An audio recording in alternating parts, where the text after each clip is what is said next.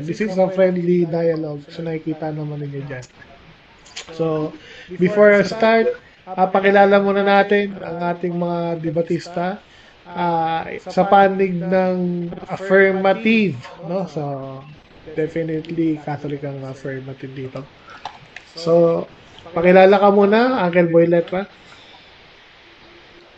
Alright, maraming salamat Uncle Nas. Good evening sa lahat ng mga tagapakinig dyan. At good evening po, Pastor Cesar Baladad ng Church of the Firstborn. Isang karangalan po na makausap po kayo sa isang maginoong dialogue. So, sa mga viewers po dyan, pakishare po yung aming live. Pakitulong na lang po pakishare ang aming live at enjoy lang po kayo dyan at magiging maganda po itong aming pag-uusap at makibuluhan na pag-uusap din po. At hanggang dito na lang po, bro. Back to you, Brother Nash. Ayun, maraming salamat. So, Pastor Cesar, baka may gusto kang batiin? Pwede ka po ba magpakilala muna? Okay, magandang gabi sa lahat. Luzon, Visayas, Mindanao. Lalo na ngayon sa mga nakikinig sa live ng ating pong maginoong talakayan. Ito po ay mabuti at nakalulugod sa paningin ng Diyos natin tagapagligtas na ang lahat ng ibig ng Diyos na makaalam ng katotohanan. Yan, tema ngayon tungkol po sa purgatorio. Maraming salamat po at God bless sa inyong lahat. Ganun po. Ayan, so thank you so much, Pastor Cesar Baladad, no, ng Born Again Pastor. Actually, Church of the Firstborn. Yan ang kanyang church, no? I think si Pastor Baladad meron siyang mega church. Marami siyang pinanghahawakan na church, no? Tama po ba, Pastor? Meron tayo sa Mindanao. Meron tayo sa Manila. Ayan po ang tema. So, humahawak si Pastor Baladad ng mega church. Ibig sabihin, marami siyang hawak ng mga church and then marami siyang mga tinuturuan na pastors. Ayan. So hindi na natin patatagalin. Okay, ready ka na? Ready na, bro. Okay, kung ready ka na, your time will start now. Alright, so maraming salamat sa isang magandang pagkakataon upang magpahayag at andun na rin ang sumagot sa mga bagay-bagay about sa pananampalataya ng Roman Catholic Church. At ako po muli ang inyong lingkod, si Brother John Paulo Cruz, aka Boy Letra, at titindig sa topic na ang aral ng Roman Catholic Church sa purgatorio ay tunay na nag-e-existido batay sa Biblia, letra por letra. So makinig kayo guys at sisimulan natin sa pagbasa sa Ebanghelyo. Ayon kay San Lucas, Lucas 12:47-48, MBB translation. Basahin natin dito sa 47, ang aliping nakakaalam ng kaloob ng kanyang Panginoon, ngunit nagpapabaya o ayaw tumupad sa ipinapagawa nito, ay paparusahan ng mabigat. So merong tinutukoy na paparusahang mabigat, letra por letra. Ngunit ang aliping hindi nakakaalam, ito, letra por letra, hindi nakakaalam ng kaloob ng kanyang Panginoon, letra por letra, magkulang man siya sa kanyang tungkulin, hindi niya alam yung kaloob ng kanyang Panginoon, magkulang man siya sa kanyang tungkulin, ay paparusahan lamang ng magaan, letra por letra. So ito ang aral ng Roman Catholic Church. Mayroong tinatawag na parusang mabigat at parusang magaan. Paparusahan lamang ng magaan, letra por letra. Ang binigyan ng maraming bagay ay hahanapan ng maraming bagay at ang pinagkatiwalaan ng lalong maraming bagay ay pananagutin ng lalong maraming bagay. So anong itong parusang magaan na tinutukoy ni Jesus Christ, ating Panginoon, dito sa Ebanghelyo ni Lucas? Pag binaba natin ibaba lang natin ng 58 at 59, ito yung klase ng parusa na tinukoy ng ating Panginoong Kristo. Kapag ikaw ay isinakdal, sikapin mo makipagkasundo habang may panahon pa. O, di sabihin, habang nabubuhay ka, kasi pagka ang paghukom, letra por letra, Hebrews 9:27, pagkatapos na mamatay ng tao ng minsan, ang kasunod ay paghukom. Siguro may aral naman niya si Pastor Cesar Baladad na ang paghukom pagkatapos na mamatay. So habang may oras pa, habang tayo nabubuhay pa, sabi dito sa letra por letra, pakakalid ka rin kaniya sa hukuman at ipag-utos ng hukom na ikaw ay ibilanggo o merong bilangguan, letra por letra, ikaw ay ibilanggo. So, masasabi ko to is a place or state. Kasi bilanggo at bilanggo ka ron. At ikaw ay ibilanggo. Letra por letra, lugar dito, no? Sinasabi ko sa iyo, hindi ka makalalabas doon. So, hindi daw makakalabas. Hanggat, merong hanggat, letra por letra, hanggat hindi mo nababayaran. Ang kahuli-hulihang sentimo. So, mantakin mo ang pagbabayaran mo doon, sentimo. Kung sa pera, sentimo, percent, kalit-liit ang percentage ng kasalanan mo, pagbabayaran mo dun para ikaw ay makalabas. Gano ka tong pulungan na to, no? Kasi sa hukuman pang tao, take note, mayroon dyan na ikulong na pagbintangan lang. So anong pagbabayaran niya ng doon? Nang ibinalanggo doon kung wala ka namang kasalanan na pagbintangan ka lang. 'Di ba?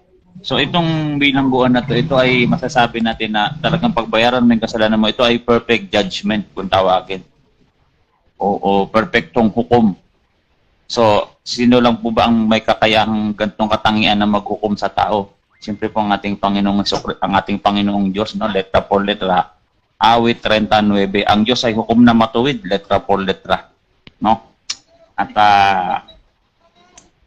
dito naman sa bilangguan na to, ano bang klaseng bilangguan to? Siyempre, kung ano ang tinuturuan po dito, especially ng mga apostol. So, anong sabi ni Jesus Christ sa mga apostol? Mateo 28:19 hanggang 20. Gawin yung alagad ko ang lahat ng bansa. Turuan nyo sila, sundin ang lahat ng mga iniutos ko. So, utos niya to, no? Na ituturo sa mga tao. No, anong utos yun? No? Dito sa turo ni Apostol Pedro, no? Ang unang papa ng Kristyanismo sa buong mundo, no? Sa Mateo 16:18-19. Dito ang turo ng ating unang santo papa, no? Sa unang Pedro 3:18 hanggang 20, letra por letra dito.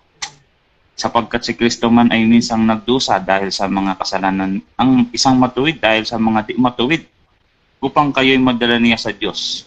Siya ay pinatay sa laman, ngunit binuhay sa Espiritu. At sa gayon din siya ay nagpunta, letra por letra nagpunta, at nangaral, letra por letra, sa mga espiritong nasa bilangguan, letra por letra. So, ito ay isang sabi dito, nagpunta at nangaral. So, isa siyang lugar, no? Kasi nagpunta eh. Kasi spiritual place, so, ibig sabihin mystical to. Spirito, sa gayon din kalagayan, siya ay nagpunta. At sa gayon din, sa Espiritu, binuhay sa laman. Ay, pinatay sa laman, binuhay sa Espiritu. Sa gayon din, nagpunta at nangaral. Sa mga Espiritu din. Espiritu, nasa bilangguan, letra por letra. So, Espiritu pala yung nakabilanggo doon. No? At ang sabi dito, no, anong ipinangaral ng ating Panginoong Jesucristo? Siyempre, dito sa 4:6, letra por letra, basahin na lang natin para wala tayong dayaan dito. Sapagkat ito ang dahilan kung bakit ang Ebanghelyo, letra por letra, Ebanghelyo, ay ipinangangaral maging sa mga patay, bagamat upang sila'y nahatulan sa laman. Talagang namatay ito, nahatulan sa laman.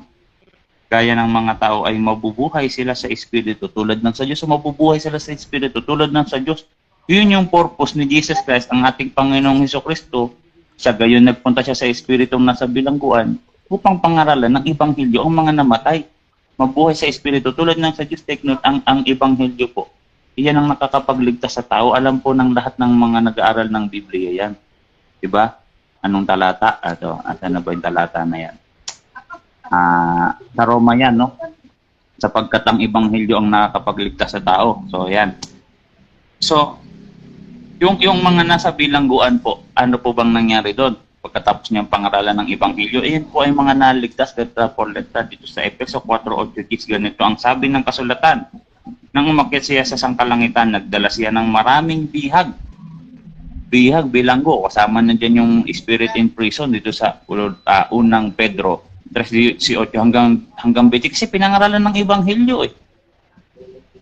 So kasi, kesyo nandun na napagbayaran na nila ang kanilang mga kasalanan at ang Ebanghelyo ang siyang nakakapagligtas pa, plus Ebanghelyo, plus pagbabayad ng kasalanan do sa espiritong nasa bilangguan, kasi bilanggo ibig sabihin may pinagbabayaran silang kasalanan, equals doktrina ng Roman Catholic Church, Purgatorio, CCC paragraph 1030, purgatorio, final purification na sa Biblia letra por letra. So, naligtas sila doon sa Efeso 4:8, dinala sa sangkalangitan. So, ngayon, ano ba yung dagdag kaalaman natin dito? Take note, no? Bakit ba may purgatorio dito sa Biblia tinuturo ng ating Panginoong Jesucristo? Kasi dun sa Lucas 12:48-49, yung mga taong hindi nakakaalam ng kaloob ng kanyang Panginoon, magkulang man siya, paparusahan lamang na magaan, letra por letra, sabi ng ating Panginoong Jesucristo. Kasi sa awit 39, ang Diyos ay hukom na matuwid, hindi kanya paparusahan ng higit pa sa iyong kasalanan. At siyempre, paparusahan ka pa rin yan na nararapat. Walang makakalusot sa paparusa ng Diyos sabi ng Diyos yan. Diba? Ang Diyos ay parang tumatarok sa puso't isip ng tao na bumabasa at guhukom, diba? Hukom na matuwid. Nabasa na lang tayo ng letra por letra. So dito sa may Ecclesiastes 43:31 Last 1 minute. Last 1 minute, no? Dagdag kaalaman na lang, no? Kasi take note, hindi po pwede natin dadalhin yung kakaunting kasalanan natin sa langit po. Kasi ang kasalanan po, kung kakaunti lang naman kasalanan ko, siguro mapunta na kagad ako diretso sa langit. Ibig sabihin, pati yung malaking kasalanan, madala na rin niya sa langit yung kasalanan niya, no? Doon sa Apokalipsis 21:27, no? Ultimo ang gumagawa ng kasinungalingan, hindi po makakapasok doon sa langit, letra por letra.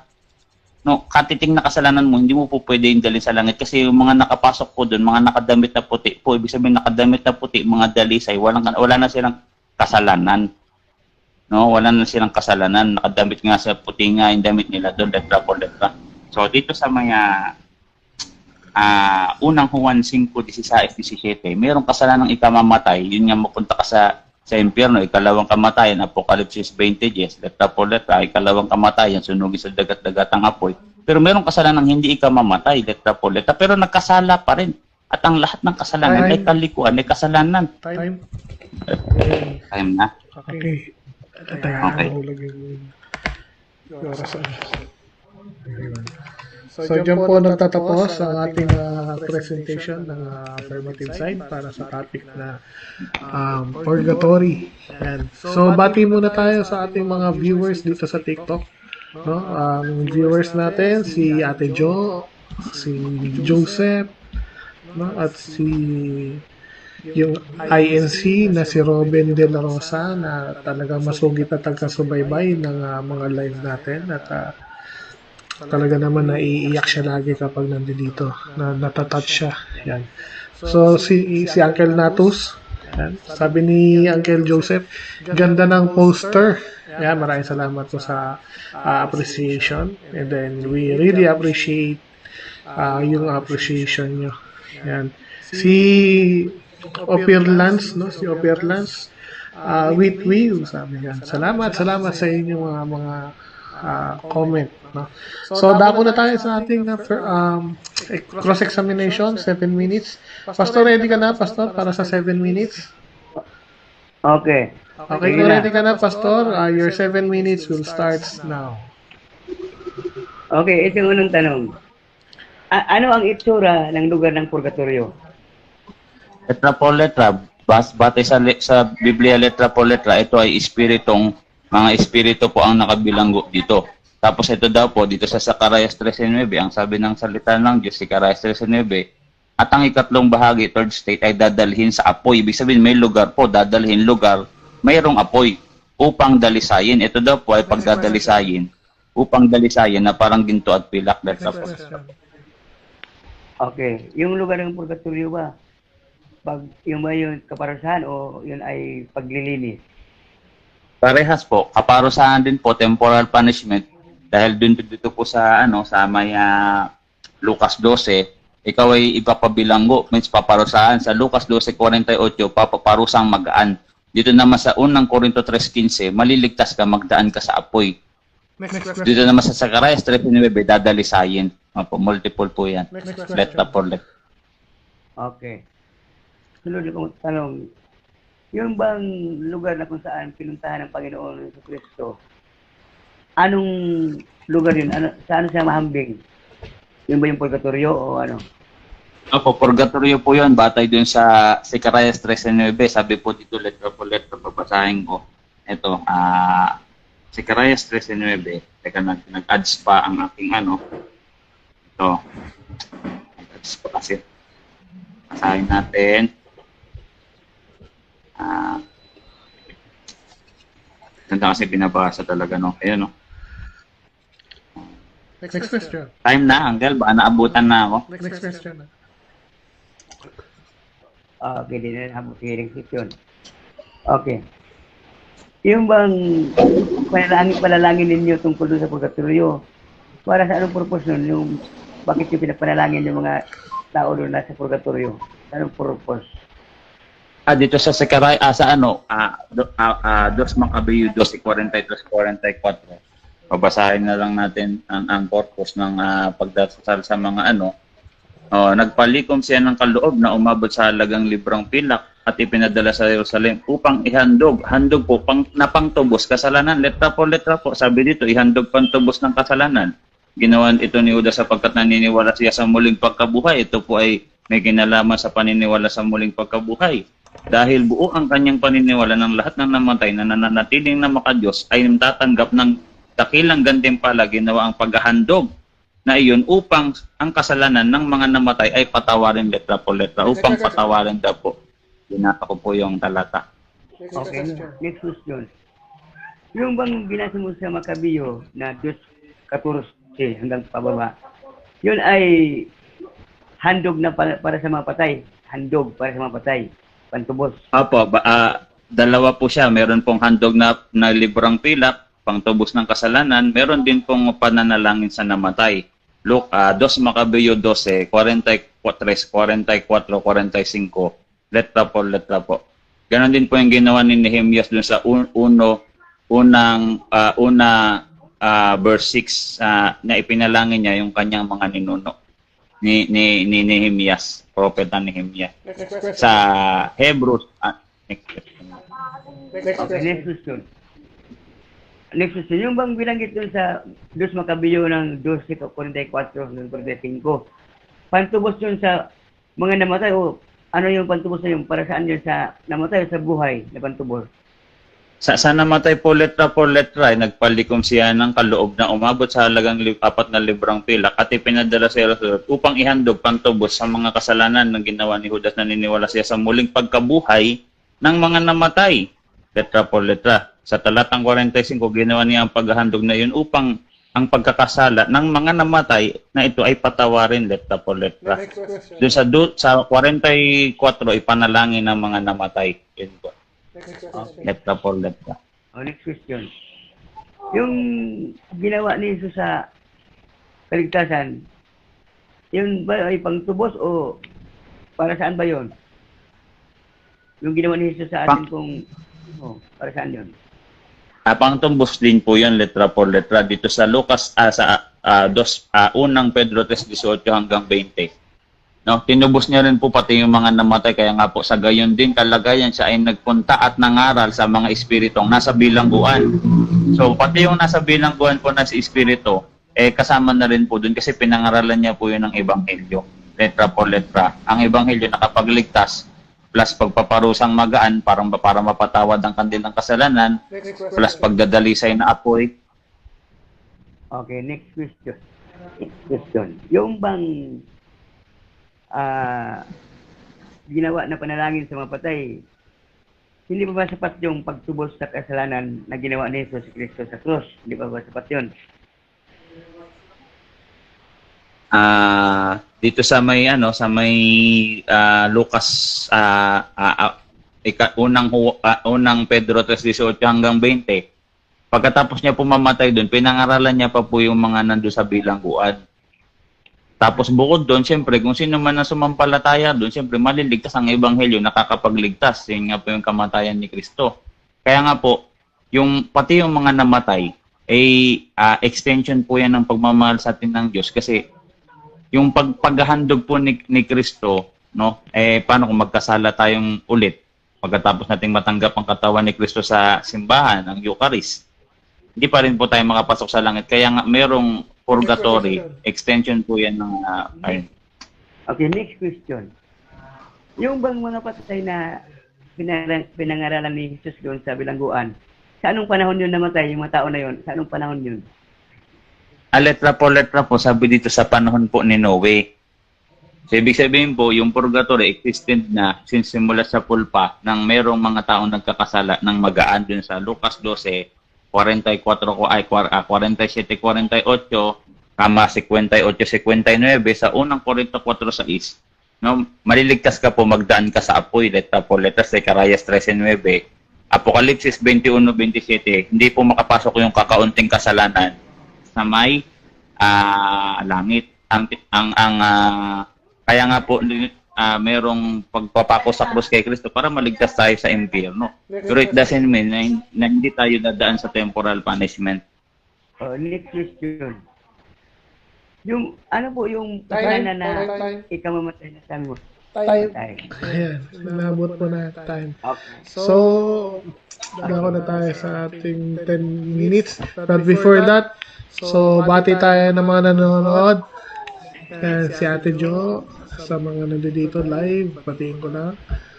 Yan, si Ate Jo, si Gimblers Plaza, si Yokes24, si Aim Pinoy, si Robert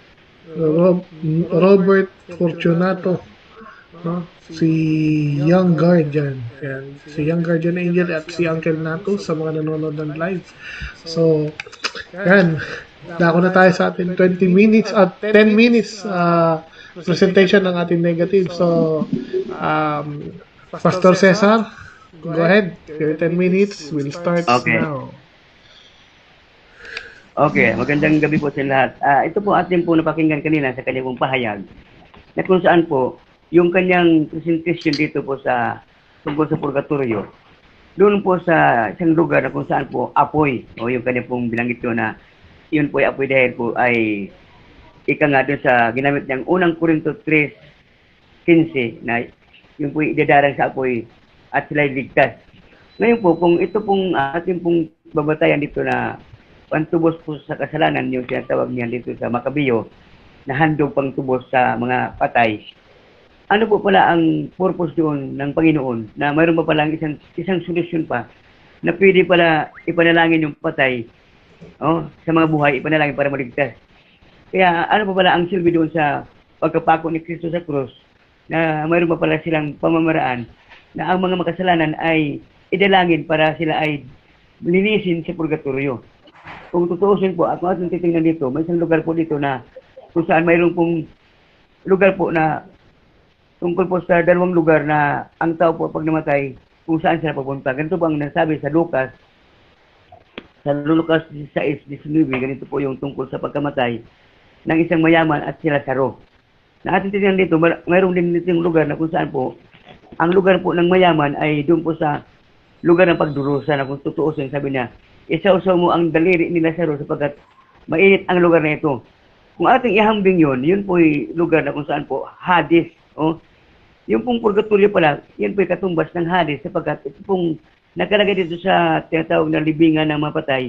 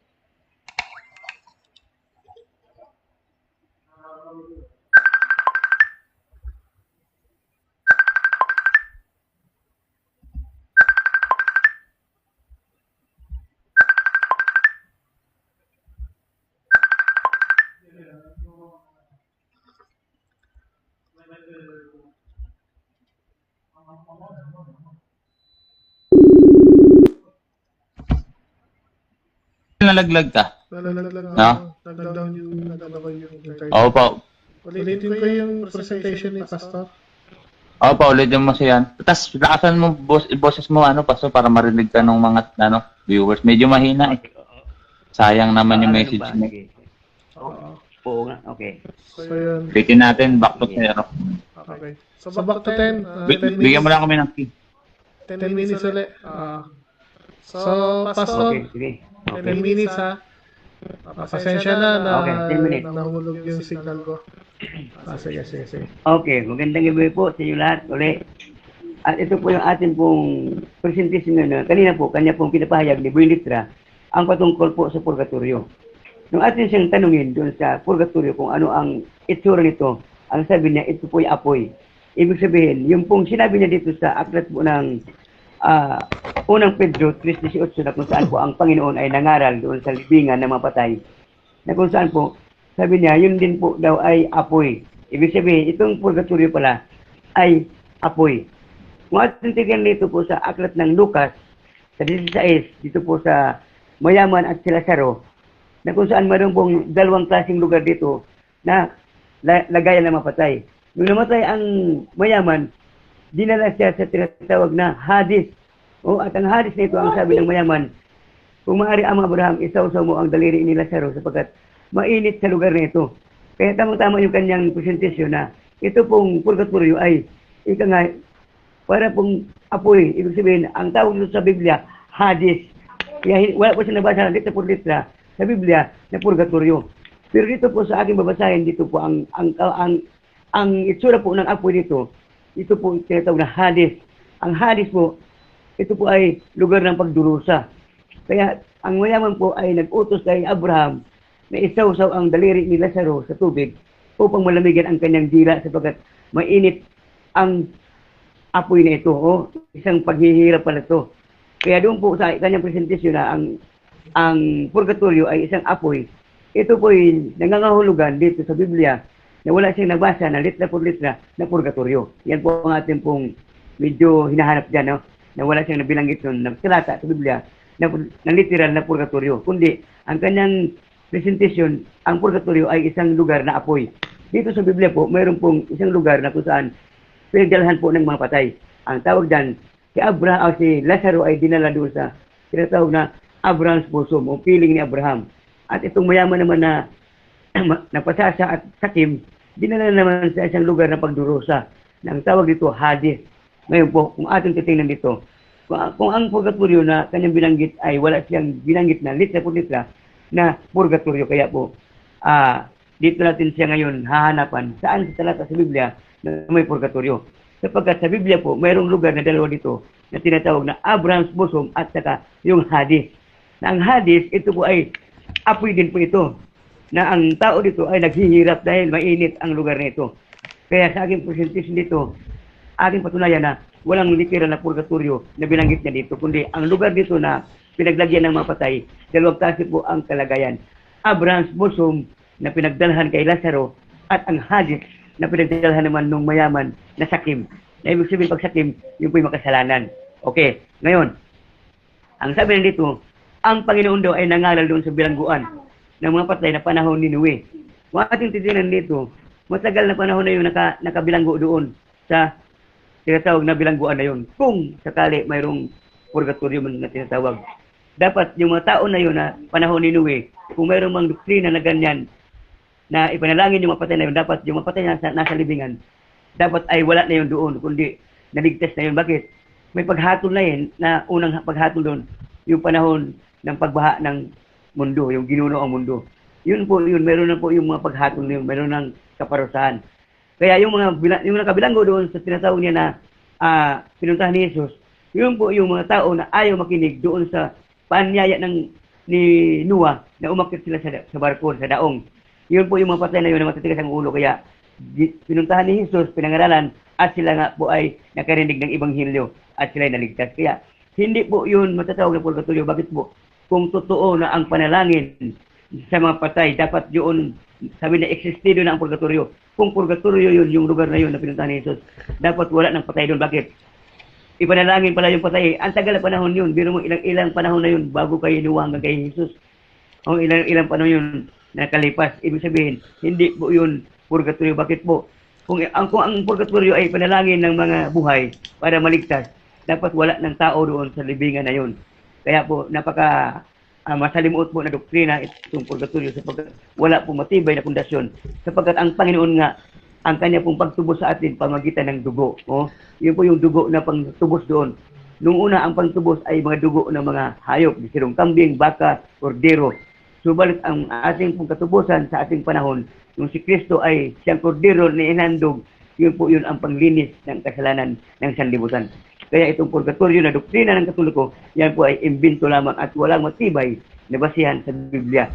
Ni litra po dito, wala siya nabasa na may purgatorio na nabasa. Dito sa Biblia, may lugar na apoy dito, pero hindi purgatorio. Ang tawag dito, Hades. Kung sakali Hades ay apoy, ano ang mangyayari sa mga tao na nasa Hades? Sa akal po ng pahayag, sa talatang 20, ang talata ay 13 hanggang 15. Ano po ang sasapitin sa lugar po ng Hades, kung sakali po yun ang purgatorio, saan dadalhin yun? At sabi ito, at iniluwa ng dagat at ang mga patay na nasa kanya, at inibigay sa kamatayan at ng Hades ang mga patay na nasa kanila, at sinatulan ang bawat tao ayon sa kaniyang mga gawa. Dito po, kapatid, kung sakali po ang Hades, ito po yung purgatorio, ay saan dadalhin? At ang kamatayan at ang Hades ay itatapon sa lawa na apoy, at ito ang ikalawang kamatayan, ang lawang apoy. Ibig sabihin, kung sakali ang purgatorio may tao doon, at ang purgatorio ay itong Hades nito na may apoy, saan dadalhin ito? Doon po ito sa ikalawang kamatayan sa dagat-dagatang apoy. Kaya po, wala po nakalagay dito na may mga taong naligtas galing purgatorio. Wala po. Kasi ang Panginoon doon, kanyang pinapangaralan, doon po sa libingan ng mapatay, panahon po yun ni Noe ang mga nangamatay doon. Kung may purgatorio existido noon, dapat yung mga tao na yun, dapat nakalabas na yun doon. Sapagkat ipanalangin pala ay andun sila Abraham, andun si Moises, andun yung mga sila Job, nandun yung mga propeta. Dapat pinapanalangin yung mga patay na yun at sila sana ay naligtas. Kaya maliwanag na wala pong purgatorio na existido. Bakit po? Yan po nang papatunay sa kanyang sinabi. Sakdat ang unang Pedro 3:18 hanggang 21 ay may mga patay na kung saan po pinangaralan ni Jesus. Hindi po pinapanalangin pinapangaralan ni Jesus ng Ebanghelyo, sabi niya.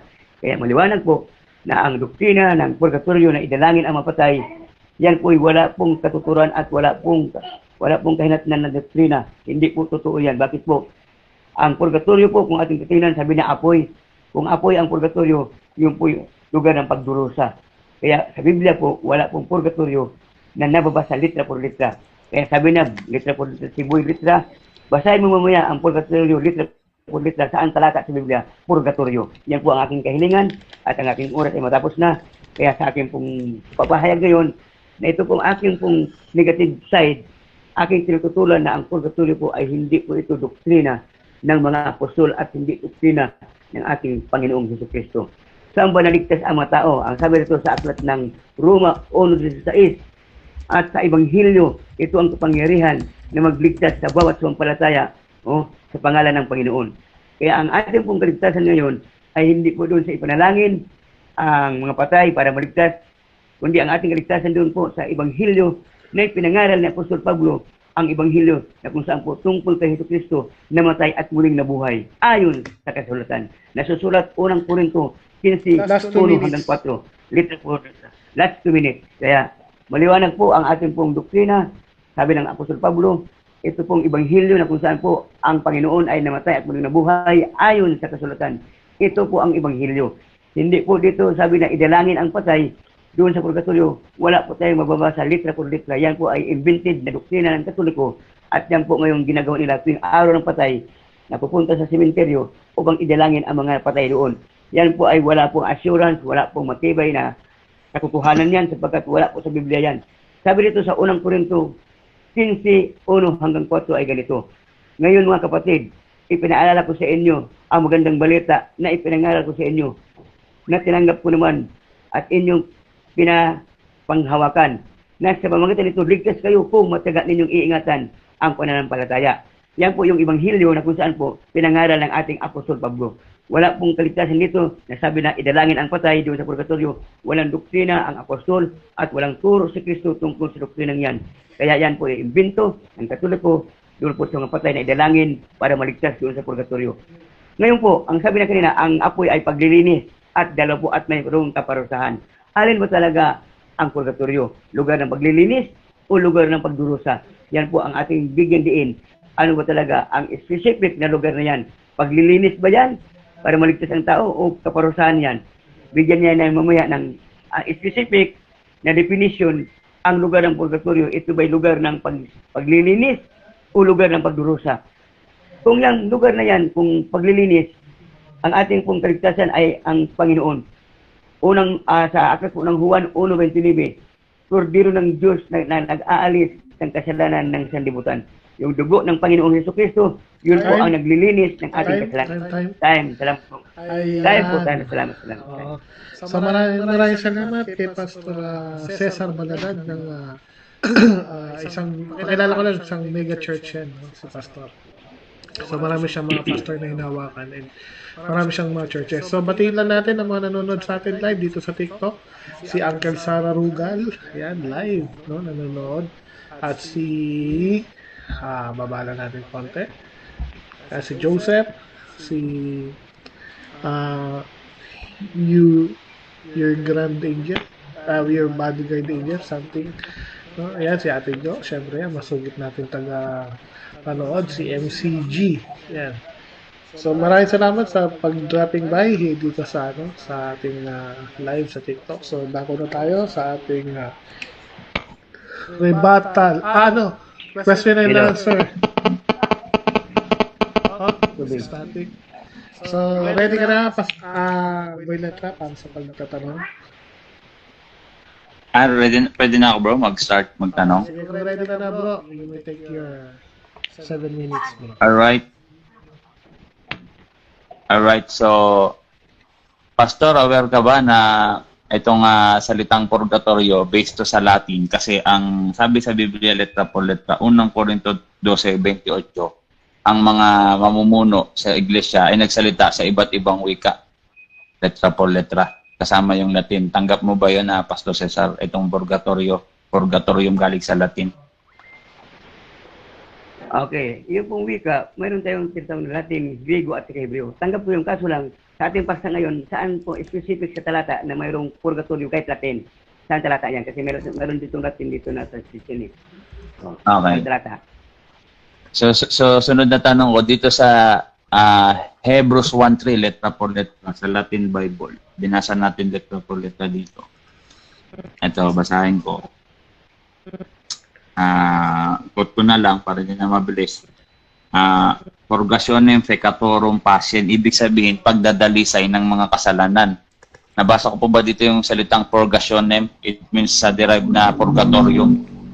Letra por letra po. Aware po kayo dito sa talata na to? Dito po sa Hebreo, sa Biblia dito ng ating pong salin, yung pong pagdadalisay, yan po ay dinadalisay tayo. Pamagitan po ng ikangay, salita ng Panginoon o kaya ng apoy din. Sabi doon sa 1 Corinto. Yan po. So, ibig sabihin po pala, para nabasa natin sa Biblia, letra por letra, yung salitang purgationem or purgatorium sa noun, ang ibig sabihin po nun ay pagdadalisay. So, dito po sa Zechariah 13:9, meron po ba nakasulat dito na pagdadalisay sa apoy, letra por letra? Binasa ko kanina. Yes or no, Pastor? Nakasunod naman dyan, apoy na pagdadalisay. Apoy na pagdadalisay, dalisay. So, ibig sabihin, Pastor, ang basa dito at ang ikatlong bahagi ay dadalhin sa apoy upang dalisayin na parang ginto at pilak at sila'y tatawag sa akin pangalan at sila'y aking diringin. So, ibig sabihin pala, Pastor, nabasa ko dito letra por letra na merong pagdadalhan ng Diyos na pagdadalisay sa apoy. Letra por letra. Meron pala ako nabasa, yes or no? Ngayon na ba, sa kakaso lang, ang lugar na yan, kung saan specific, na anong lugar yan na sabi mong pinagdalahan ng lugar? O saan yan, saan talata yan na may lugar talaga na specific, pinagdalahan ng mga patayan, na doon nilagay ang mga patay, saan? Di po ba dito sa, binasa ko kanina, unang Pedro 3:18 hanggang, next question, unang Pedro 3:18 hanggang 20. Ito po ba espiritong mga nasa bilangguan, mga namatay na po ba to? Pag sinabing espiritong nasa bilangguan, namatay na po ba to? Yes or no? Namatay na, tama yan, namatay na. Namatay na yan. Mga tao na yan, namatay na. So ano pong lugar to? yung mga pinagdalan sa mga namatay sa unang Pedro 3:18 hanggang 20. Ang nakalagay dyan, nakabilanggo, pero walang sabing purgatorio yan. Wala kang nabasang purgatorio yan. Kung ang nakalagay yan, nakabilanggo sila. O lugar na nakabilanggo, yan. Walang lugar purgatorio yan. Walang specific Okay. talata na. Okay. Ang sabi niyo po, meron dalawang lugar lang, ang impyerno at langit. So, alin po yan sa dalawa? Base sa ibig sabihin, meron pang ikatlo na pagdalagyan ng mga namatay. Bukod sa langit at impyerno, meron pa po palang ikatlo na ito, bilangguan ng mga namatay. Tanggap niyo po. No, hindi yan. Bakit ka mo? Doon sa lugar ng patay, si Lazaro at yung mayaman, dalawang lugar lang yon. Abraham's bosom at saka yung Hades. Kaya dalawa lang din. Wala din yung purgatorio doon. Bakit? Yung Hades, isa din po yung lugar na kung saan po apoy. Mainit po na lugar yun. Kaya kung inyong ihambing yan doon, kung purgatorio yun, hindi po yun termino purgatorio. Bakit po? Walang litra po litra purgatorio. Doon sa talata na bilangguan. Walang bilangguan yun. So, Bilangguan yun. kung hindi to ikatlo, alin nga po to sa dalawa, langit o impyerno, dun sa Lucas 16? Ito po ba yung kay Lazaro o yung sa mayaman? Ano po ba to? Langit po ba to o impyerno? Kung hindi to ikatlo, alin po sa dalawa? Pili po kayo. Okay, ang nakalagay dyan, yung sa mayaman, Hades. Ang Hades po, ay yan po ay mga... Impyerno. Nakalagay ang mga... Hindi pa, yan lang po sabi sa pahayag, nakalagay ang mga patay sa kanya, yung Hades. Mayroong mga patay na nakalagay sa kanya. At yung Hades na yan, ihahagis yan doon sa dagat-dagat ng apoy. Ibig sabihin, doon din idadalhin yan. Kaya ibig sabihin, hindi pa yan impyerno. Bakit? Yun yung lugar na yan kung saan po pinagdalhan doon sa mga makasalanan. Temporal. Temporal yan eh. Kung sabaga, hindi muna yan judgment. Bakit? Doon siya nilagak. O dahil na maghuhukom, yung lahat ng nasa Hades na mga patay, ihahagis yan doon sa ikalawang kamatayan, doon sa impyerno. Yun yung impyerno talaga, yung ikalawang kamatayan sa mga dagat-dagat. Sunod na tanong ko, Pastor, kung ito ay ihahagis sa impyerno, tanggap niyo po ba, letra po letra, pinangaralan sila ng Ebanghelyo, yung mga espiritong nasa bilangguan ng mga masuwail sa 4:6?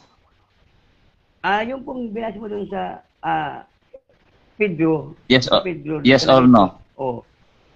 Ano, hindi yun purgatorio kasi wala nakalagay eh. Kundi ang nakalagay doon, mga patay na nakabilanggo doon at pinangaralan ni Kristo. Hindi po. Ang tanong ko po, Pastor Cesar, excuse me, Mr. Moderator, ang objection ko. Ang tanong ko, hindi ko po tinatanong kung ang choices po, hindi ko po tinatanong kung ito ay purgatorio sa base sa kanya. Ang tinatanong ko, kung itong mga espiritong nasa bilangguan ng mga masuwail na pinangaralan ni Kristo ay dadalhin sa impyerno, tanggap niya po ba na ito ay pinangaralan pa ng Ebanghelyo sa 4:6? Kasi nangaral siya dyan sa 4:6, Ebanghelyo. Tinukoy. Tanggap niya po ba yon na ipinangaralan ng Ebanghelyo yung mga espiritong nasa bilangguan ng masuwail, letra po letra? May counter-objection ka, Pastor? Yes. Yes, tanggap po yan. Tanggap po na pinapangaralan ng Ebanghelyo yan sa mga patay. Pero dito po sa binasa mo na may bilangguan, doon po yun sa talata na unang Pedro 3:15. Yan po yun. Dito sa iyong binasa na 4:6, pinangaralan ng Ebanghelyo upang bagamat sila mahahatulan sa laman. Yan po yung ibig sabihin dito, pinangaralan sila ng Ebanghelyo. Kaya ibig sabihin, malayo po sa iyong doktrina na idalangin. Okay, Sunod na tanong. Right. Sunod na tanong, ano yung ipinangaral ni Kristo sa mga espiritong nasa bilangguan na masuwail sa time ni Noe? Ano po yung ipinangaral niya dyan? Ebanghelyo o ibang-ebanghelyo? Ebanghelyo. Ebanghelyo. Ebanghelyo. Talaga, Ebanghelyo eh. Sa ano po yun? Sa unang, clear po natin na unang Pedro 3:18 hanggang 20, siya ay pinatay sa laman, ngunit binuhay sa espiritu at sa gayon din siya ay nagpunta sa espiritong nasa bilangguan at nangaral sa mga espiritong nasa bilangguan sa time ni Noe, letra po letra. Ebanghelyo po ang ipinangaral dyan, tanggap niyo po. Yun ang pinapangaral, Ebanghelyo nga ang pinapangaral dito sa mga patay na nakalagay sa bilangguan doon sa panahon ni Noe. Pinangaralan ng Ebanghelyo. Next question. Sabi niyo po mapupunta sila ng impyerno. Bakit po sila pinangaralan ng Ebanghelyo? Ano pong dahilan? Ang sabi dito, sila ay pinangaralan para maligtas. Kaya ang point ko dito, kung ito po'y purgatorio, na sabi niyo na nakalagay dito, purgatorio to, dapat wala ng tao rito. Bakit? Ang purgatorio, sabi niyo, paglilinis, pagdurusa. Saan ba talaga yan? Pagdurusa o paglilinis? Kaya nasa iyo po ang bardin.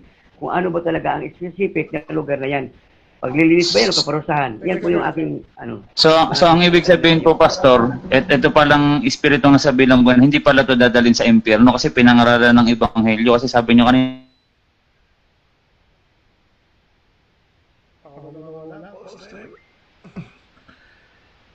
Ako ba nawawala? Pastor, narinig ba ako? Ako nga yata nawawala. So, naririnig ba ako, Uncle Rugal?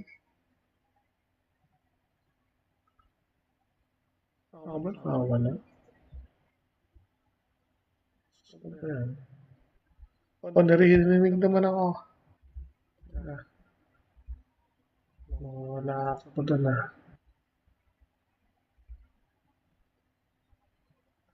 Tawag to. Teka lang nahulog na naman ako doon. Ano na po, screen time.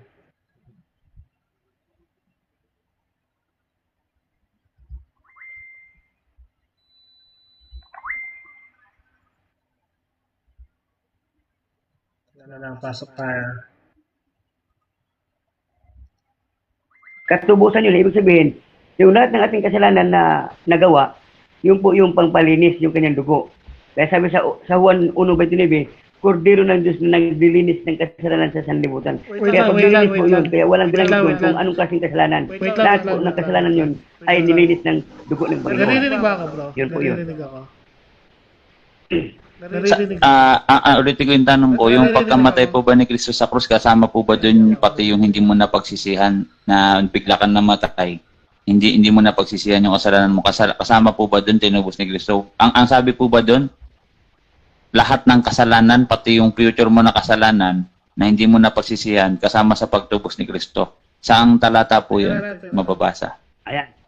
Okay, ganito po yung sabi sa unang Juan 1:8. Kung ipahayag yung kasalanan, patawarin ka. Kung ibig sabihin, kung pinagsisihan mo, patawarin ka. Ngayon, yung kasalanan na future, yung namatay ka na hindi napagsisihan, yan po yung kabayaran yan. Haharap ka sa Panginoon sa araw ng paghuhukom. Haharap ka doon, babayaran mo. Kaya kung napatunayan ng kasala ka, nahahatulan ka ayon sa iyong mga gawa. Ayon po sa Pahayag 20, ang talata 13 hanggang 15. Nahaharap tayo sa Panginoon at hahatulan ayon sa iyong mga Naririnig gawa. ba ako? Naririnig ako. Rinig ka, Uncle. Okay. Nalaglag ka? Nalaglag ako tuloy tayo i-resume ko yung time 1 minute and 8 seconds. Okay. Okay. Yan po, Sunod. yan po yung aking tanong. Okay, sunod na tanong. Ang sabi ni Apostol Pablo dun sa ikalawang Timoteo 3:16, ang lahat ng kasulatan ay magagamit natin sa pagtuturo at pangangaral at pagsusuway ng mga maling aral. Kasama po ba dun yung mga aklat sa Old Testament na tinukoy ni Pablo? Nang lahat ng aklat ng kinasihan ng Diyos ay magagamit. Kasama po ba dun, Pastor? Yes or no? Yes, kasama yan. Kaya andun yung kautosan ni Moses Lahat yung kasama sa kasulatan yung kasi nga, yan po yung ang kautosan yan po yung batas ng araw patungkol sa ating kaligtasan, yung batas. Sa ating panahon ngayon, Ebanghelyo. Kasama po yun sa lahat ng kasulatan na kinasihan. Sa Ebanghelyo. Magamit yun. So dito po sa Ebanghelyo, sinabi ni Kristo, meron siya sinasabi na parusang magaan. Inaaral niyo po ba to? Maaral niyo po ba to sa church niyo na merong parusang magaan? Letra por letra. Ang nabasa dyan, mayroong kasalanang ikamamatay at may hindi. Wala po kaming aral na mayroong magaan at mayroong mabigat. Kasi ang kasalanan po yan, ayon sa iyong gawa. Kaya anong aral dito? Time na. Okay. Okay, so Time. dyan nagtatapos ang ating presentation, question and answer. So, dako na tayo sa rebuttal. Uncle, ready ka na? 10 minutes?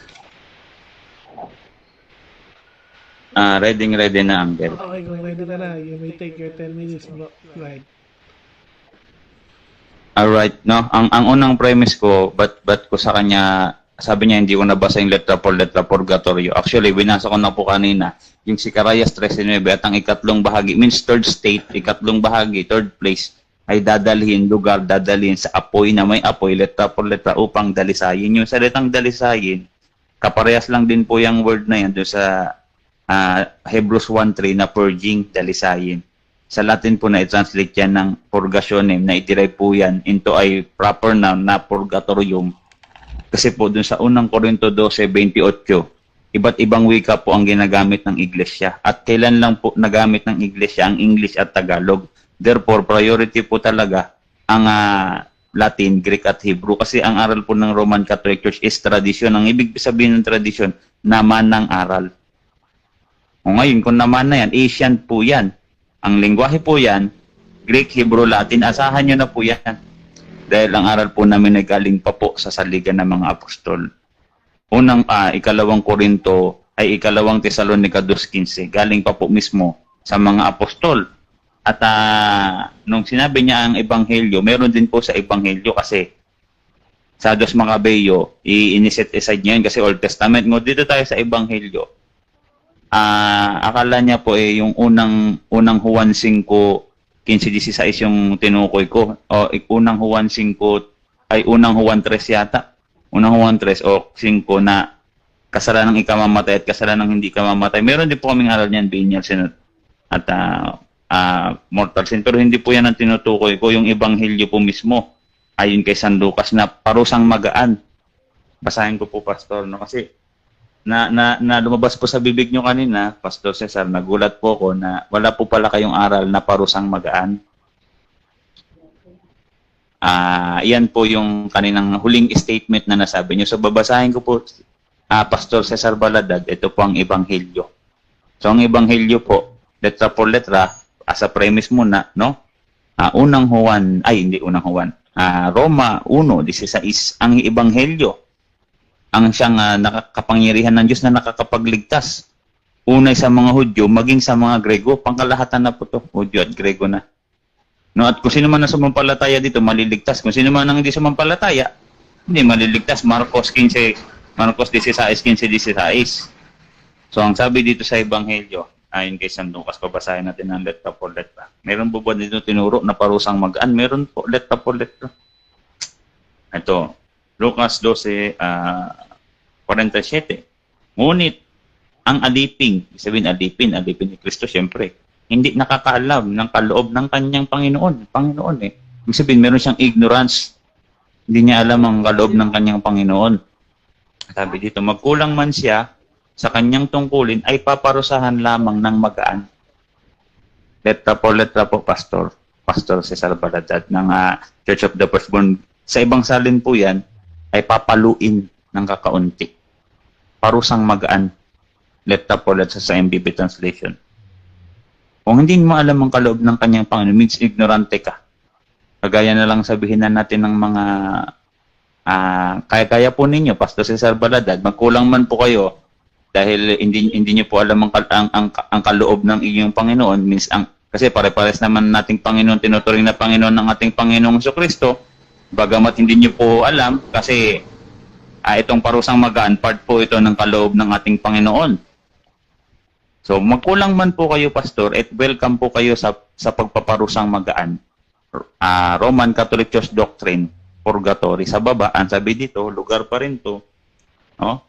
Ikaw ay ipapabilanggo hanggang sa mapagbayaran mo ang kaliit-liitan o kusing ng iyong kasalanan. So, hindi na po niyan, letra po yan. Ngayon, ang tanong ni Pastor Cesar Baladat, kung totoo ang aral ng purgatorio sa Old Testament, dapat may nakapasok na po ng langit. Hindi po yun ang stand ng Roman Catholic Church, no? Kasi po, ang dinadala po sa purgatorio sa CCC 1030, yun pong mayroong relasyon sa Diyos with friendship with the Lord's. Ngayon, itong nandito sa may unang Pedro 3:18 hanggang 20, yes, napagbayaran na po nila ang kanilang kasalanan. Ang tanong, meron po ba silang friendship with the Lord's? Na isa sa qualification ng Roman Catholic Church Doctrine, CCC 1030, na pag namatay ka, meron kang sa Diyos, makapunta kang purgatory. Hindi pa po sila nakakakilala sa Panginoon kasi sa time po ni Noe, mga masuwail. Dito po papasok yung doktrina ng Roman Catholic Church na kasulat sa Ebanghelyo ni Lucas. Parusang magaan kasi hindi nila alam ang kaloob ng kanilang Panginoon. So, pagkatapos nilang maparusahan ng magaan, letra po letra, kasi magaan, ibig sabihin, magaan sa impyerno. Kasi pag sinabing impyerno, Apokalipsis 20 talatang yes, kabisado ko yung Biblia, talagang hindi yan magaan. Sabi nga ni Pastor Cesar, pagdurusa. So, dalawang place yung binanggit sa Lucas 16, pero meron pong ikatlo. Sicarias 13:9 at ang ikatlong bahagi. Yun ang hindi alam ni Pastor Cesar Baladat hindi niya po hindi alam ni Pastor Cesar Baladat accepted kasi hindi po siya Roman Catholic Church. So okay lang po 'yan. Kaya nga po itinuturo po to sa inyo Pastor Cesar Baladat as a sharing, as a friend, as a mahal ko ang lahat ng mga kaibigan nating mga protestante kahit ano pong saan po kayo mahal ko po kayo lahat. Mahal po kayo ng Roman Catholic Church. Kaya po, itong isang magandang pagkakataon bilang pagmamahal ay ito po ipangaral ko sa inyo sa lahat mo ng mga tao na ikinig para po mapangaralan ng Ebanghelyo sapagkat ang Ebanghelyo po ang nakapagligtas Roma 1:16. So, Hebrews 4:4-5, wala pong nakapasok sa langit sa Old Testament lahatan po. Kasi wala pong friendship with the Lord Kung meron man po siguro ng mga Abraham's bosom pa lang, means hindi pa po natin masabi na kasi letra po letra, Hebrew 4:4-5. No? Ang lahat ng nasa Old Testament hindi nakapasok sa kapahingahan ng Diyos. Letra po letra po yan. Kaya nga po kailangan si Kristo na ipako sa krus kung tubusin ang kasalanan natin lahat. So yun po yun, no? Yun sa Lucas 16, accepted, langit at impyerno. Pero tandaan po natin, no, ang lahat ng kasulatang kinasiyahan ng Diyos ay magagamit. So, basahin pa po natin yung ibang aklat sa Bible. Kasi dito sa Lucas 12, talatang 45, meron yan 45, tatlo po yan talaga. Dito lang ako nag-focus sa 48, 49, o ay 47, 48, kasi purgatorio po ang topic. Pero pag binasa niyo po yung buong chapter, nabanggit na po dyan sa taas ang langit at impyerno. Basahin natin. Kasi tatlo po yan. So, kung ititindig po ni Pastor Cesar Baladat, ang langit at impyerno, doktrina din po natin yan. No? Hindi po yan kasama sa topic. Kasi sasang-ayunan po natin yan. Pero ang ikatlong bahagi, kasi ang aral ng Roman Catholic Church ay kompleto.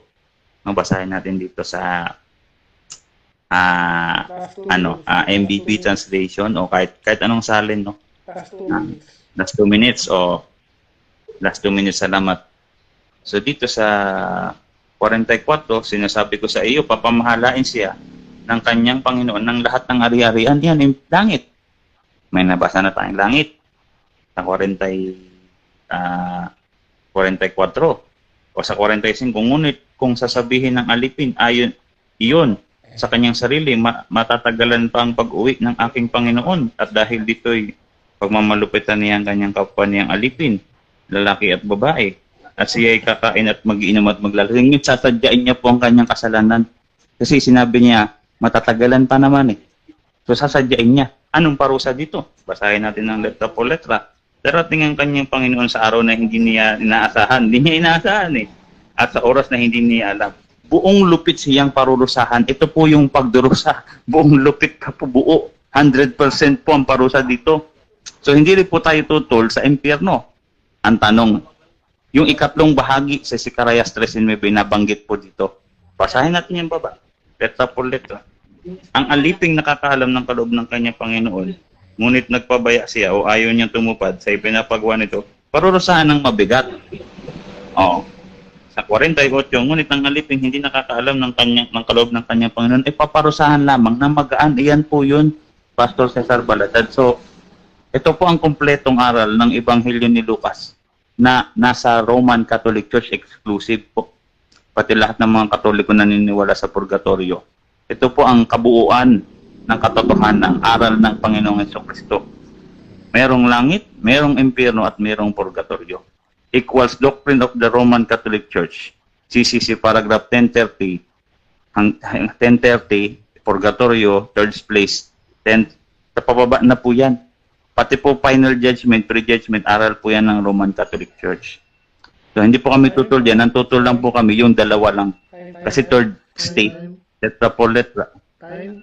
Yan, dyan po nagtatapos ang ating Okay, yun lang po. So, ng ating affirmative. Dadako na tayo sa question and answer. So ready ka na, Pastor? Kung ready ka na, you may take your 7 minutes now. Okay na? ready na bro? Oo, sige na.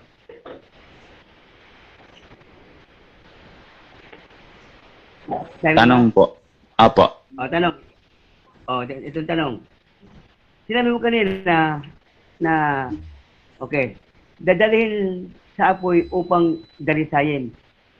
Saan mo binasa yung talata na yan na dadalhin sa apoy upang dalisayin? Saan ba matagpuan yung talata na yan? Dadalhin sa apoy ang kaluluwa upang dalisayin.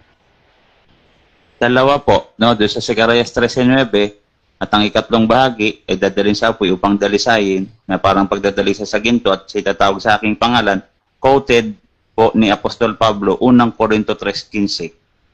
Magdadaan ka sa apoy para ikaw ay maligtas. Letra por letra. Old Testament at New Testament po. O nasaan naman yung ikatlong bahagi? Saan sa Biblia na mayroong ikatlong bahagi na sinasabi mo? Letra por letra, babasahin po natin Zacarias 13:9. Kasi ang binasa niyo po sa Lucas 16, langit at impyerno. So meron pa pong ikatlong bahagi. At ang ikatlong bahagi, Zacarias 13:9, ay dadalhin sa apoy. Dadalhin lugar, dadalhin sa apoy. May apoy letra por letra, unang Korinto 3:15. Anong dahilan? Upang dalisay, na parang pagdadalisay sa ginto at pilak. Quoted ni Apostol Pablo, unang Korinto 3:15, para ituro ang aral ng Roman Catholic Church dito sa Biblia, letra por letra, Old Testament and New Testament. Ikalawang Timoteo 3:15, ang lahat ng kasulatang kinasihan ng Diyos ay magagamit. Kasama na po lahat ang ginamit po ng Roman Catholic Church, ang buong Biblia, letra por letra. Okay. Anong dadalisayin dito ayon po sa unang Korinto 3:15? Ano ang dadalisayin dito? Unang Korinto 3:15, siya mismo. Ecclesiastes 12:7, ang katawan ay babalik sa lupa, ang espiritu babalik sa Diyos. Hebrews 9:27, ang hukuman yung Diyos yung espiritu. Zacarias 13:9, dadali niya sa apoy upang dalisayin. Yan. Okay. Ano ang dadalisayin dito sa binanggit sa unang Korinto 3:14? Ano ang dadalisayin? Yung anong dadalisayin dito? Abanggitin mo ano? Yung gawa ba o yung tao? Ang dadalisayin po dyan mismo yung persona, kasi po para siya ay maligtas. Basahin natin. Unang Korinto, eto, basahin na lang po natin letra po letra dito. Okay. Yung tao po mismo dyan eh. Ito. Ngunit kung masunog naman, mawawalan siya ng gantimpala. Bagamat maliligtas siya. Kaya lamang ay para siyang nagdaan sa apoy. Siya po yung tinukoy person, siya. Hindi po yung gawa. Yung gawa po kasi nasunog na.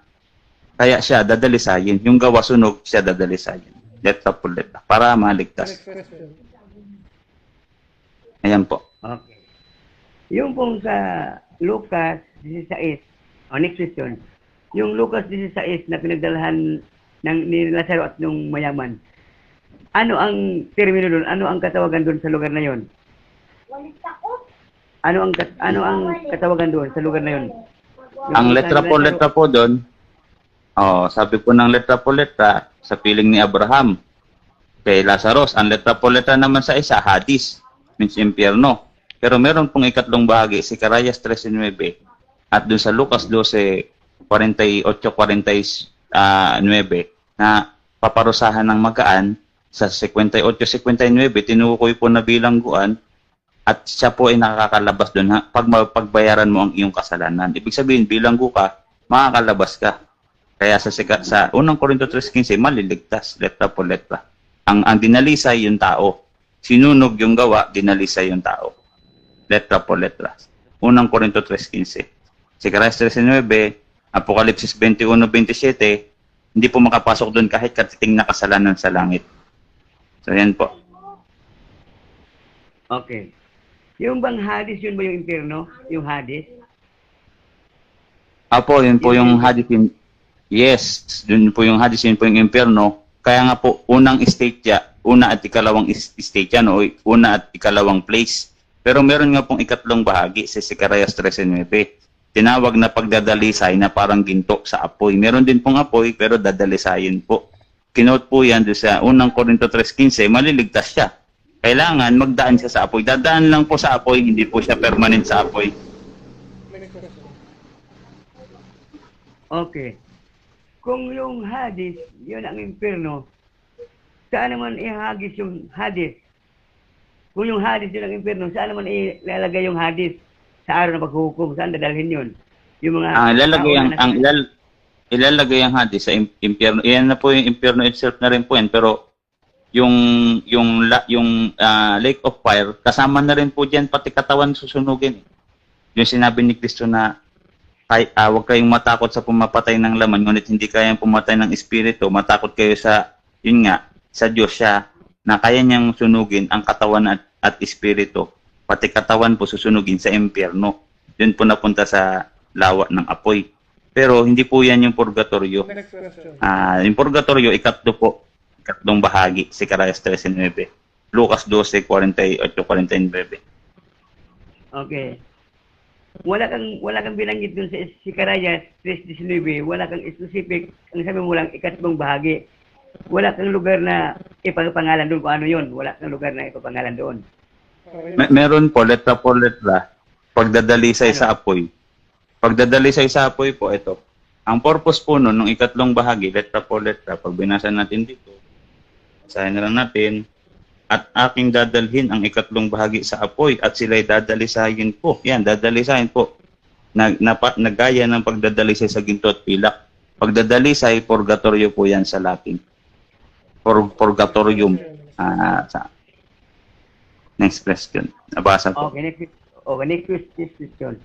Yung bang mga patay nandun sa purgatorio, sino ngayon ang magdadalisay doon? Letra po, letra apoy po, dito. Tsaka yung Diyos yung magdadala. Time na. Ayan, hanggang nagtatapos ang ating presentation at question and answer sa rebuttal. So, dako na tayo sa rebuttal ng ating negative. Pastor, ready ka na for 10 minutes? Okay. Okay, go ahead, Pastor. Kita po natin po ang ating pong mga... Okay, sige. Okay, ating pong napakinggan po ang kanyang pong mga pagpapayag. Dito po natin tingnan ngayon ang kanyang pong sinabi doon po sa Lucas 16:19 na kung saan ang sabi niya, yung Hades daw, yun daw yung impyerno.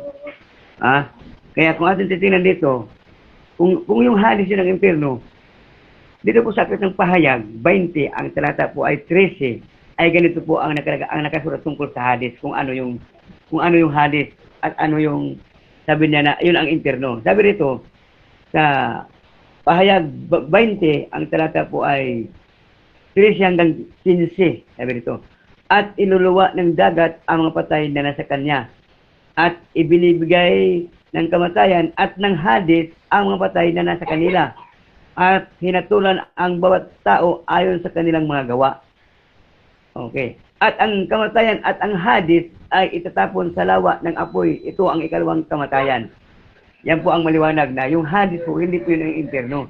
Kundi yung Hades, itatapon doon sa impyerno. Kaya medyo ang ating kapatid ay nandito siguro dito sa kanya pong tinitindigan na ito pong Hades, sabi niya, ito daw yung impyerno. Pero sa ating binasang talata, ang Hades pala ay may mga patay na nakalagay sa kanya at itatapon siya sa lawang apoy na ito yung ikalawang kamatayan.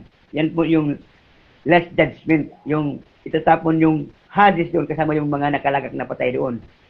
Kasi mayroon palang ganito yon. May mga patay na nakalagak sa dagat, halimbawa namatay sa tubig, nalunod ang barko, andun yung kanyang bangkay, di na nakuha. Iluluwa yun, sabi dito, iluluwa ng dagat at ang mga patay na nasa kanya. Kaya mayroong lugar na patay doon sa dagat. Mayroon namang nangamatay doon sa tinatawag na libingan na mapatay, yung tinatawag natin na yung cemetery, yung Sheol.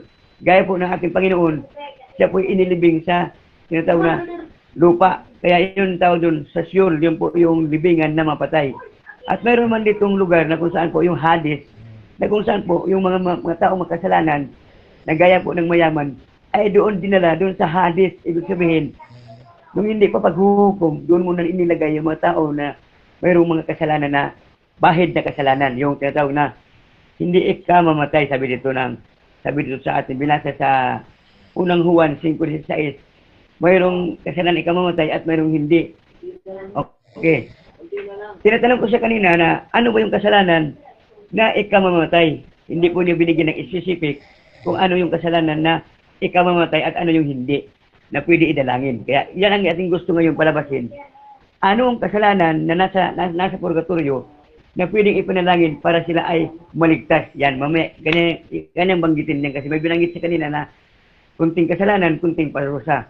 Kaya bigyan niya ng specific anong kasalanan na mabigat at anong kasalanan na hindi mabigat. Bigyan niya ng bracket yung para malaman natin kung tunay nga na mayroong ganyang klaseng kasalanan na uri. Kasi dito sa kanyang binanggit dito sa Lucas 12, yung po'y binanggit doon tungkol sa katiwala na na matalino ng katiwala, matalino ibig sabihin kung mapagkatiwalaan o hindi. Kaya hindi ito binanggit doon sa parusa patungkol po sa impyerno or dadalhin sa langit. Wala dito yun. Kundi ito po yung tinatawag na physical na pagparusa kasi palo eh. Pag sabing palo, parang dinidisiplina yan.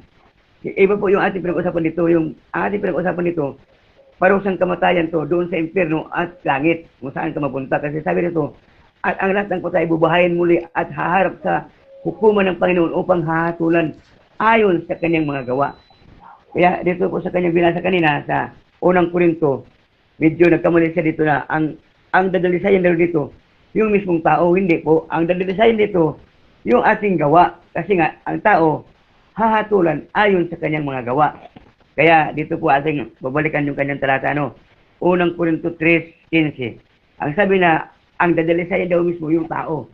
Pero sa kanya po, dito sa talata, mali po. Kasi ang dadalisayan dito, yung gawa. Unang Korinto 3:14. Kung ang gawa ng sinumang tao, dati naman, kung ang gawa ng sinumang tao, na kanyang itinayo sa ibabaw ay manatili, siya ay tatanggap ng gantimpala.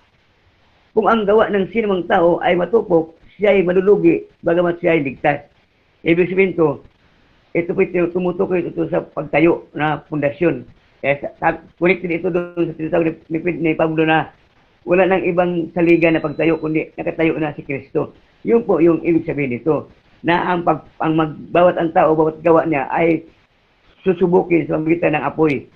Dito po, ang susubukin dito, yung gawa, kasi ang tao hahatulan ayon sa kanyang gawa.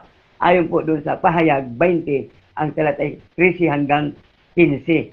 Ang bawat tao ay hahatulan ayon sa kanyang gawa. Kaya hindi po dito tumutukoy dito na sa unang Korinto 3:15 na mismong tao ang dadalisayin, kundi ang gawa ng tao kasi po patay na po ang bilangit dito. Mga taong patay na po na kung saan po hahatulan ayon sa mga gawa. Kaya mga kapatid, ito pong kanyang pagpapahayag ay hindi po natin pwedeng paniwalaan kagad. Bakit po? Mayroon siyang binanggit doon sa Sicaraya 3:19 na isang lugar daw na paglalagyan. Hindi niya binigyan ng specific kung anong lugar yun. Halimbawa, binanggit sa Lucas 16, ang lugar po ng Abraham's bosom at Hades. Maliwanag po, mayroon talagang pangalan. Yung kanyang binanggit na pagdalahan na lugar, na ikatlong bahagi daw, wala siyang inilagay doon na, ang sabi na niya, may lugar ng bahagi na pagdadalhin.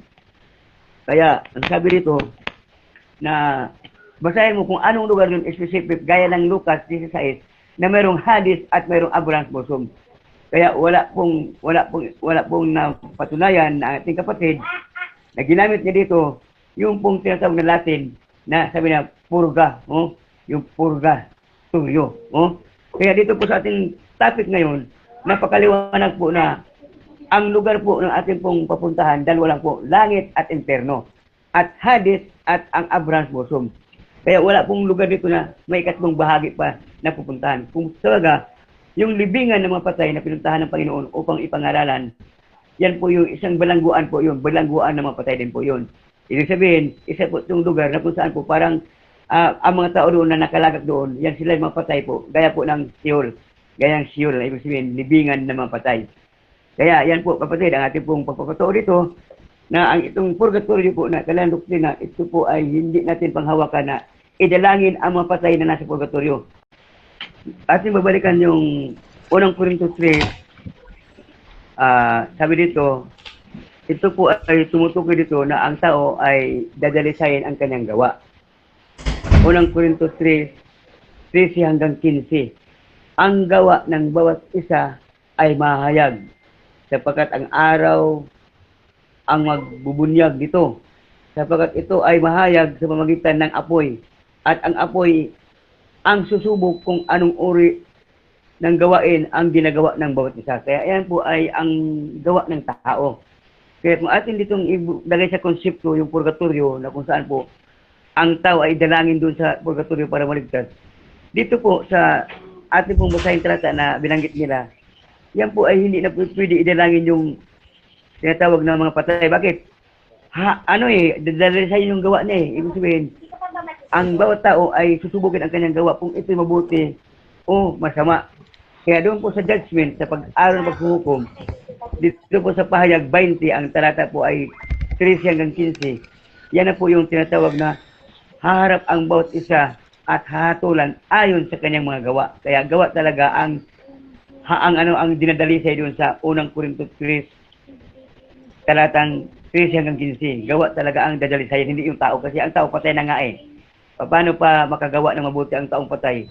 Kaya wala na siyang magawa. Kahit anong dalangin natin dyan, kung purgatorio man yan, kahit anong dalangin natin dyan sa mga patay na yan, wala nang wala. Ngayong buhay ka pa, yun ang baguhin mo. Yung pag-uugali mo, espiritu mo. Kasi sabi dito sa Lunika, nakagalo na, linisin ninyo ang inyong katawan, espiritu at kaluluwa. Kaya hindi po dito natin ma-assurance na itong purgatorio na idalangin yung mga patay doon para sila ay linisin, para maligtas. Wala po.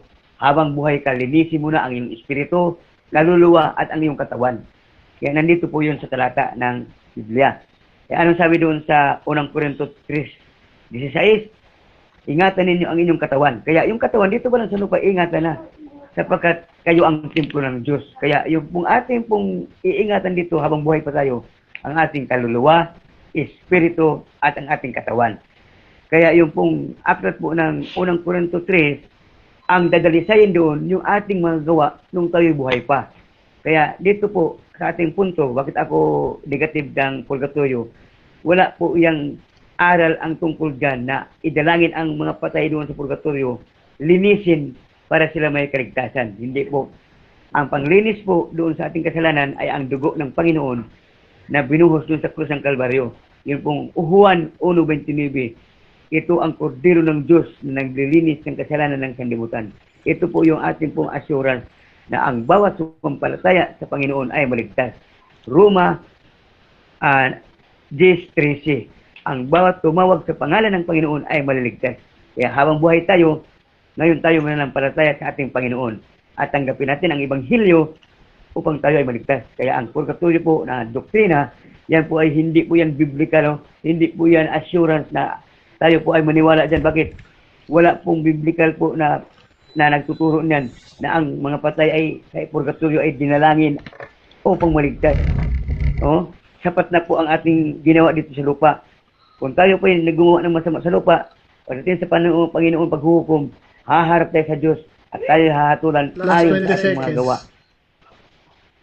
Okay, kaya nga sabi ng Panginoon, except a man be born again, he cannot enter the kingdom of God. Kaya magbagong buhay tayo. Born again talaga ang requirement niya. Magbagong buhay tayo.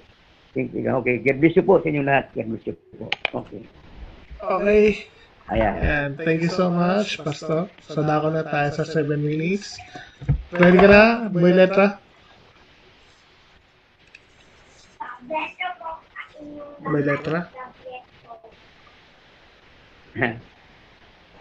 Rinig ba ako? Boy letra? Baka nakamute ka. Boy letra? Kaya naman wala. Baka nakamute.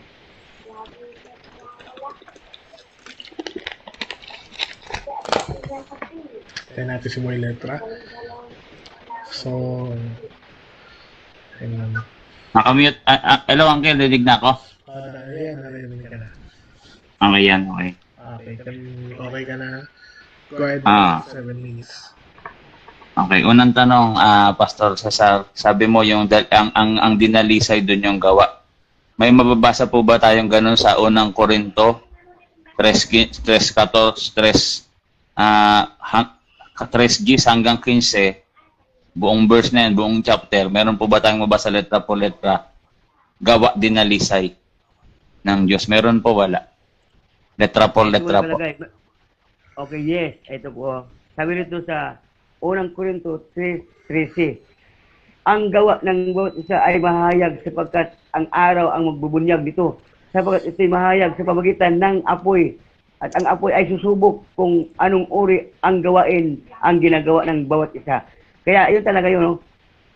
Susubukin. Ibig sabihin susubukin, dadalisayin, susubukin. Yan po yung kahulugan yan. Sa ibang salin, dadalisayin. Dito po sa aking binasa, susubukin. Ayan. Meron po, nabasa natin. Meron pong salin na dadalisayin? Kahit anong translation, meron po, wala? Anong translation po? Yung mabuting balita, tingnan mo yun, dadalisayin yun eh. Wala akong dala dito kasi King James, gamit ko King James eh. Pero nandun yun sa isang Biblia ko, doon sa mabuting balita, mayroon yun, dadalisayin. Mabuting balita. O, dadalisayin. O, mayroon tayo doon eh. Meron ako doon. So, meron po dito mabuting. O, tingnan mo nga dyan, dadalisayin. Mayroon saling dadalisayin. Dito naman sa hawak ko, susubukin. Next question. Susubukin, oh. Next question po, dito po meron po kung MBB translation. O, sige. Sapagkat pundasyon, magtatayo, ginto pilak, kilala ang bawat uri ng araw ng paghukom, mahahayag sa pamamagitan. Wala pong nakasulat. Ang sabi lang, ano po bang sabi dito talaga? Mahahayag o madadalisay? Wala po kasing nakalagay sa MBB madadalisay yung gawa. Mahayag lang. sa pamamagitan. Mahayag. Mahayag. Pero dito sa 15, ang dadaan sa apoy yung siya, yung mismong persona. Yung gumawa ng kasalanan. Yung gumawa, letra por letra, maliligtas siya, magdaan siya sa apoy, letra por letra. Tanggap niyo po. Kasi ang iligtas dito ng tao, yung kaluluwa. Hindi naman yung tao mismong katawan eh. Opo, yung kaluluwa. Tama. Yung kaluluwa. Tanggap ko po yan, yung kaluluwa, yung kaluluwa, magdadaan sa apoy, sa 15, letra por letra, para siya maligtas, letra por letra. Tanggap niyo po ba yung nakasulat? Ang nakasulat dito, ang kanyang gawa ay dadalisayin. Saan po ngayon? Yung tao, ito, at sa pamamagitan ng apoy, at ang apoy ang susubok kung anong uri ng gawain ang ginawa ng bawat isa. O, diba? Ang ginawa ng bawat isa. Ibig sabihin, ang ginawa natin ng bawat isa. Ang ginawa ng bawat isa. Next question. Ano pong mabasa dyan? Susubok o dadalisayin? Susubok. Kung anong uri. Susubok. Susubok. Ibig sabihin susubok. Sabihin na hatol. Tama po ba? Hindi dadalisayin ha? Hindi po yan paghatol? Hindi yan. Sabihin susubok, titestingin. Sa mababaw ng salin, ang susubok, titestingin. Titestingin. Okay. Okay, susubok kung anong uri ng gawain ang ginawa ng bawat isa. Ibig sabihin, dadalisayin yan sa ibang salin eh. Dadalisayin yan. Okay. Susubukin. Dito po sa Lucas 12, 58-59, bilangguan, ipabilanggo ka, pagbayaran mo lahat ng kasalanan mo. Ano po ba to? Bilangguan pang hukom pang langit ng Diyos o hukuman lang ng tao? Lucas 12:54. 58-59. Ito po, pasahin ko po.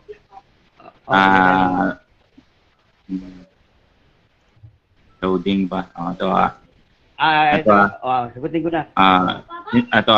Kapag ikaw ay isinakdat, sikapin mong makipagkasundo habang may panahon, baka ikalad ka rin kaniya sa hukuman at ipag-utos sa hukom na ikaw ay ipabilanggo.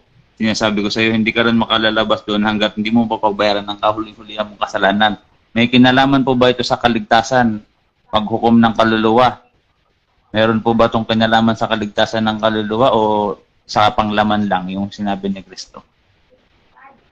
Ito po'y panglaman lang kasi sabi ito, kahuli-hulang kusing. Ito po'y bumanggit ito sa tinatawag na utang o yung atraso mo sa tao. Kasi dito, nakalagay dito, hanggang sa mabayaran mo ang kahuli-hulihang kusing. Ito bumanggit sa pera, kaya yung kusing, pera yan eh.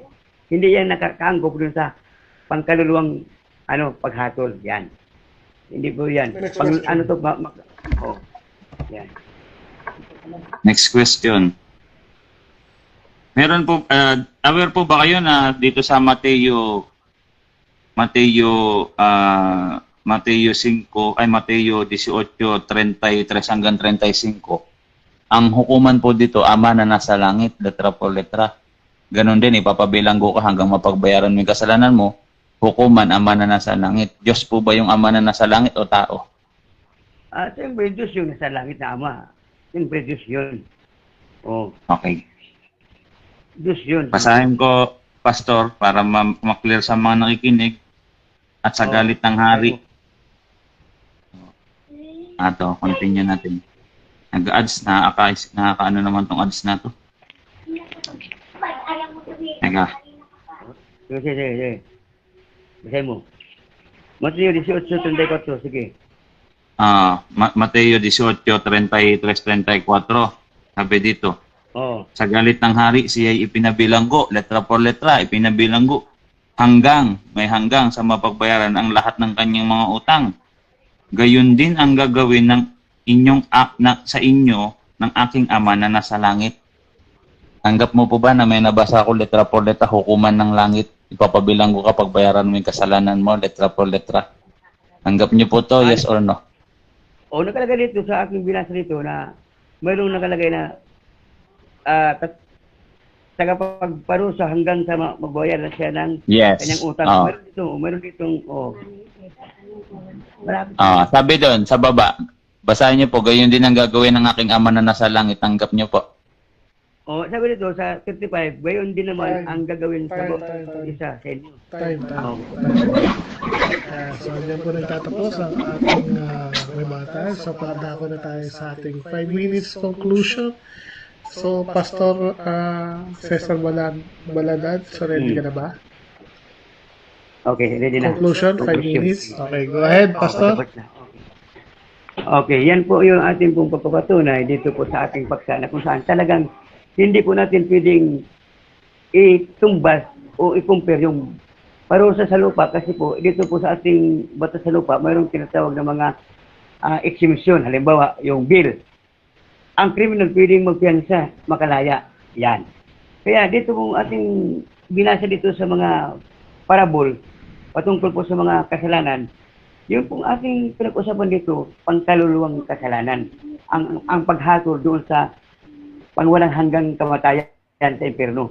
Yung binanggit niya dito ng mga bata sa lupa, pwede po natin bayaran yan. Bakit ka mo? Gaya halimbawa mayaman, nakulong, pwede mo piyansa, makalaya. Pero pagdating sa Panginoon po, kung anong iyong nagawang kasalanan, hindi ka na po doon magkakalabas. Bakit po? Kung ang lugar ng Hades at ang patay doon, inilagay doon sa dagat-dagat ng apoy at impyerno na ikalawang kamatayan. Hindi na po magkakalabas yan doon kasi panghabang buhay yun. Tayo ay harap sa Panginoon. Harap tayo sa Diyos upang hukman tayo, buhay at patay. At tayo ay hahatulan ayon sa ating mga gawa. Kaya yung unang Korinto 3 hanggang 15, yun po yun, ang ating gawa ay dadaan kung saan susubukin sa apoy. Kaya yung po ating mga ginagawa dito sa lupa, yan po ay dadalisayin yan kung tayo ay patawarin o kung tayo ay maligtas o tayo ay hahatulan. Kaya dito po ang ating pong konklusyon na habang buhay tayo ay gagawa ng mabuti. Sabi ni Kristo sa John 3:3, maliban ang tao may panganak na muli ay hindi siya makapasok sa kaharian ng langit. Kaya ngayon pa lang tayo buhay pa, gagawa na tayo ng mabuti. Para pagdating ng panahon, haharap tayo sa Diyos, hahatulan tayo ayon sa ating mga gawa. Pahayag 20, talatang 13 hanggang 15. Kaya yung pong binasa na dito sa Mateo 18, ito pong kaparusahan dito po na kung saan tungkol sa utang. Ibig sabihin utang na pwedeng bayaran, sabi bayaran mo hanggang sa mabayaran mo ang kahuli-hulihang kusing. Ibig sabihin sa ating literal na pagkakautang, ihabla ka ng tinatawag na istapa kung hindi mo bayaran yung utang na malaki. Kaya bayaran mo yun para hindi ka makulong. Kaya yun po aking tindig dito. Iba po yung parusa dito sa ating pong batas. Ang batas dito ay ang suhol na kakabulag. Yung judge natin pwede bayaran para ang makasalanan ay makalaya. At ang makulong tuloy yung walang kasalanan. Kaya hindi mo pwedeng ihambing ang ating batas dito sapagkat ang batas dito ay pwedeng bayaran. Pwede mo pensa o kaya pwede ang hukom pwedeng suhulan para babaligtad ang hatol. Sa Diyos po kung anong gawa mo, hahatulan ka ng Diyos. Maliit man o malaki, ang hatol ay mayroong kaparusahan talaga yan. Kaya sabi niya kanina, mayroong kasalanan na maliit, may malaki sa Diyos po. Wala pong sinasabi dito na kung gaano kalaki ang kasalanan. Basta sabi, ang pagsalangsang ng kautusan ay kasalanan. Kaya ang kasalanan po, yan paglabag sa kautusan ng Panginoon. At yan po yung mga batas na parusa kung saan po tayo po ay hahatulan ayon sa ating mga gawa. Kaya salamat po sa gabi ito sa aking pong pag-negative side na walang purgatorio po na ang kanilang doktrina na ang patay idalangin, yung nasa sementeryo, araw ng patay, November 1, idalangin sila para sila ay linisin sa purgatorio at maligtas. Wala pong ganyan pong aral ang apostol. Hindi po galing kay Kristo yan, kundi yan po ay dogma ng Katoliko, doktrina ng Katoliko na hindi pwede ikapit dito po sa ating pong doktrina ng Panginoon na kung saan ang sabi dito, ang kordero ng Diyos ang magliligtas ng ating kasalanan. Dugo po ng Panginoon ang naglilinis ng ating kasalanan. Hindi po doon sa lugar ng purgatorio para tayo ay linisin. Ang purgatorio po, ang sabi na kanina, yan po ay lugar ng pagdurusa o lugar ng kaparusahan. Kaya dito po sa ating pong pagtindig, sa pangwakas, sa conclusion ko, ang purgatorio po ay wala po sa aral po ng mga apostol yan. Yan po ang aking pagpatunay at sana po nakakuha kayo ng aral po na inyo pong panghawakan sa ito. Ang sabi ng Panginoon, ang sumpalataya sa akin ay maligtas. Ngunit ang hindi sumpalataya ay parurusahan. Kaya ang ating kaligtasan po, pananampalataya sa ating Panginoon, ang ebanghelyo ng kaligtasan ay nasa ating pong Panginoon. Ebanghelyo po ng pinangaral ni Apostol Pablo sa aklat po ng unang Korinto 15:1 hanggang 4 at saka sa Roma 1:16 na itong kapangyarihan ng ebanghelyo na maligtas ang bawat makikinig o maligtas po ang makikinig sa ebanghelyo. Kaya ang purgatorio po ay hindi po natin panghawakan yan na tayo idalangin para tayo maligtas. Salamat po. Salamat. Maraming salamat kay Pastor Babalagad. So nako na tayo sa ating affirmative. Ready ka na ba for your 5 minutes? Ready na, bro. Okay, ready ka na. Ready. So sa aking conclusion, no, dito sa unang Korinto 3, 10 hanggang 15 na 5 verse na yan, hindi po dyan sinabi na yung gawa po yung dadalisayin. Ang sinabi po dyan, yung gawa po mahahayag, susubukin. Ibig sabihin po, huhukuman ng Diyos yung bawat gawa ng tao kung ito ay masama at mabuti. Kung ito ay mabuti, hindi po ito masusunog kasi ginto at pila. Kung ito po ay masama, masusunog po. Hindi po dadalisayin, masusunog.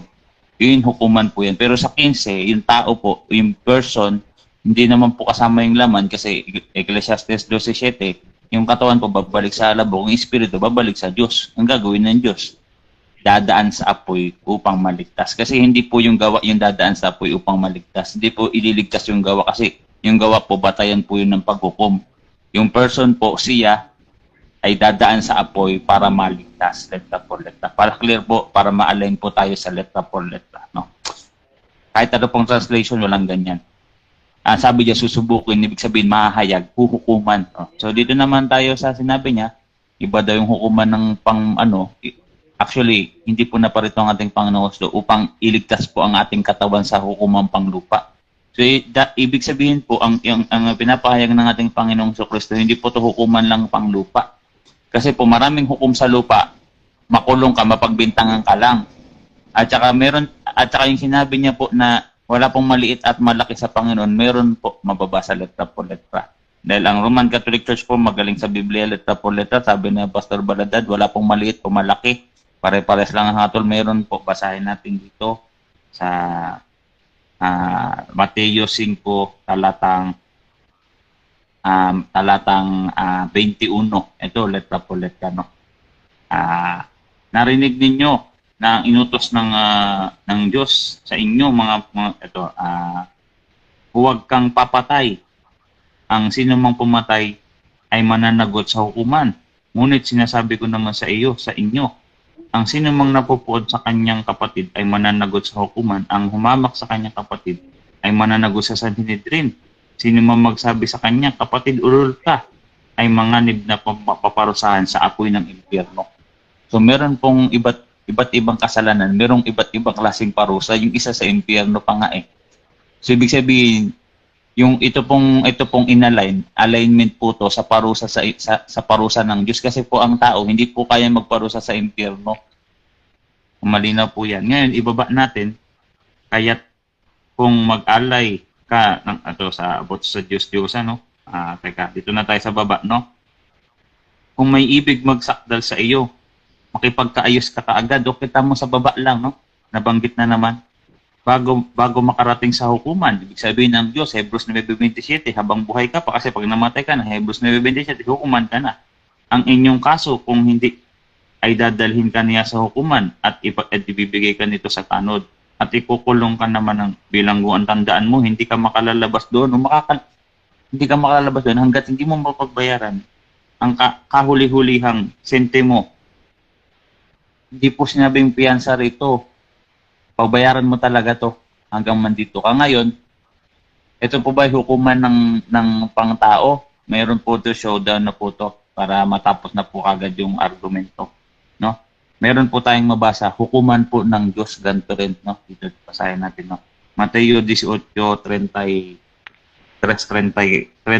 hanggang 35. Sa galit ng hari, siya ipinabilanggo hanggang mapagbayaran ng kanyang lahat ng mga utang. Ito malinaw sa 35, letra po letra, makinig kayo, no? Gayon din ang gagawin sa inyo ng aking ama, ang aking ama na nasa langit. Kung hindi ninyo patawarin ng buong puso ang inyong mga kapatid, pagpapatawad po ito eh. Wala pong batas sa lupa na pag hindi mo pinatawad yung taong nagkasala sa iyo, papabilanggo ka. Malaya po ang tayo dito na hindi natin patawarin ng tao, hindi po tayo papakialaman ng hukumang panglupa. Pero ito, hindi ipapabilanggo kapag hanggang mapagbayaran mo yung kasalanan. Anong kasalanan? Hindi ka lang nagpatawad, venial sin lang. Hindi mo napatawad yung kapwa mo, venial sin. Pabilanggo ka hanggang mapagbayaran ng inyong kasalanan. Hindi to impyerno. Kasi ang impyerno po, habang buhay ka na po doon, hindi ka na po makalabas doon eh, hindi ka na mga pangaralan doon eh. Sabi niya yung unang Pedro 3:18 hanggang 20 dadalhin daw yung sa impyerno. Pinangaralan letra por letra. Anong pinangaralan? Ebanghelyo letra por letra 4:6. O ano yung ebanghelyo? Nakakapagligtas po unang Roma 1:16 letra por letra. I'm na bro. Right. Diyan nagtatapos ang ating debate. So, gusto kong pasalamatan. Anayin ko na si Pastor Cesar Baladad. May gusto ko pasalamatan, Pastor. Okay, sige. Okay po, sa pangwakas po, ating pasalamatan po ang lahat po ng ating nanonood sa ating pong live na talakayan at ang ating pong platform po, ang ating pong si Brother Nas na nag-asikaso po sa ating pong pag-uusap. Salamat po sa Panginoon na nakapagbigay naman tayo ng mga aral po na ating pong pag-aralan sa gabi ito. Kaya salamat din po kay Bully Litla na kung saan po patuloy na tayo magsaliksik. At sabi nga, hanapin ang katotohanan at ang katotohanan ang magpapalaya sa inyo. Kaya salamat po sa gabi ito. Purihin po ang Panginoon. God bless you sa inyo lahat. God bless you po. Ayan, maraming salamat. So, kay Brother Boy Letra, may gusto kong pasalamatan. Yun, salamat. Back to back tayo ngayon live sa Facebook at TikTok at to be uploaded din po ito sa YouTube. So, shout out sa lahat ng sumusuporta sa lahat ng platform, Facebook, YouTube at TikTok. Naway marami kayong natutunan na sa napaka maginoong debating ito. Sila magino talaga. Ganito po si Boy Letra pagka maginoo po ang kausap. Talagang maginoo din tayo. Pero kung minsan pagpasensya nyo na kung medyo sinasabayan natin ang ating kausap pag hindi maginoo kasi 'di ba? Paano mo pipihitin ang tornilyo kung gamit mo ay malaking pamihit? So kung gaano kalaki ang tornilyo, yun din dapat yung pamihit nyo. So gano'n lang po tayo kung ang ating kausap mapalakantsaw, mapalakantsaw pa rin tayo. Pero yung argument natin ay mananatili pa rin na buo at matibay dahil ang aral ng Roman Catholic Church, no? Sabi natin, nasa Biblia po lahat yan, no? Kasi hindi po tayo Bible alone, no? Pero kayang-kaya po natin makipagsabayan. Kaya panawagan ko po sa lahat ng mga protestante na sinasabi ang aral ng Roman Catholic Church wala sa Biblia, no? Ito po ang debating ito, isa sa patunay ko na ang aral ng Roman Catholic Church po, nakasulat po lahat sa Biblia. Letra por letra. So, sana po marami kayong natutunan. At salamat kay Brother Nash. Salamat bro, siyempre salamat kay Pastor Cesar. At salamat sa Diyos sa napagandang pagkakataon na ito. So, hanggang sa muli guys. Salamat. Pastor Cesar, next time ulit, no? Para maraming matutunan sa atin yung mga tao. Kanya-kanya. Salamat, Pastor. Karangalan na makaharap ka sa debate.